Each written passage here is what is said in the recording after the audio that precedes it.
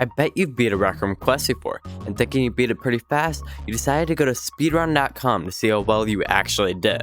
Just for you to realize that someone managed to beat the quest 3 times faster than you did. And in this video, I'll be going over some of those players and showing you guys the craziest Rec Room world records. Starting off with the most popular quest being Golden Trophy. Golden Trophy is very well known in the speedrunning community as being one of the fastest quests in the game. A lot of users easily being able to get 7 to 10 minute times. But obviously speedrunners have to take this to the extreme and memorize every nook and cranny of the game to be able to go as fast as possible. Now, the fastest time people have ever beat Golden Trophy being 2 minutes and 56 seconds. Now, you may think this is a squad run, because obviously all the fastest runs would be from squads and they have the most players.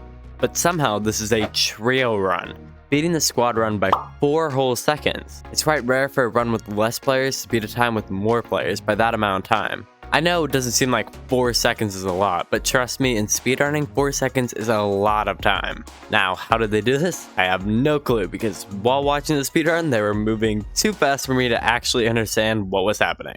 And it isn't just the Golden Trophy world record, which is just insane.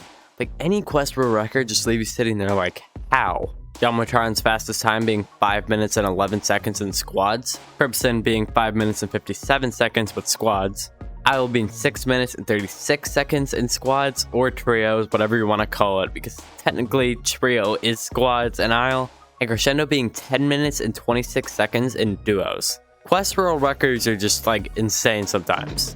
On our next world record, this world record being literally the tutorial of speedrunning. And what I mean by this is people speedrunning orientation. Yes, people actually speedrun orientation. Orientation speedruns are actually somewhat competitive and do have rules. It's quite surprising that they aren't just going past. People have spent their time looking for orientation skips.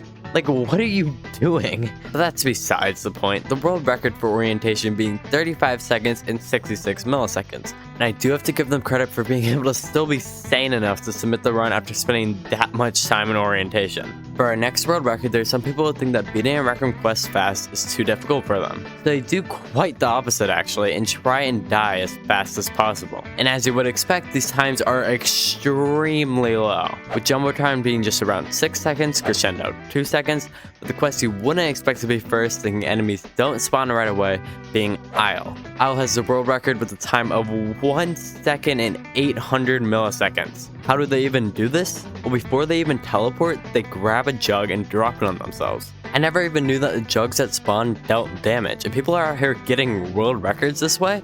But if you aren't good at quests and you want to get on speedrun.com, this is certainly the way to do it. There's even a world record for arguably the most dead Rec Room original, being Rec Rally. Now, I genuinely don't understand how one can play this enough to get a world record. Well, now I do, thinking there's only one submission on Glitchless and Any%. I mean, it makes sense. Who actually wants to grind Rec Rally? Now, to my surprise, instead of this player just going fast, like a normal speedrunner fashion, they found the most insane skip known to man to allow their car just to fly. For a final time of 3 minutes and 22 seconds on Any%. I don't even understand how these players find these skips. If you enjoyed this video and want to see me get trained by a professional Rec Room speedrunner, click right here.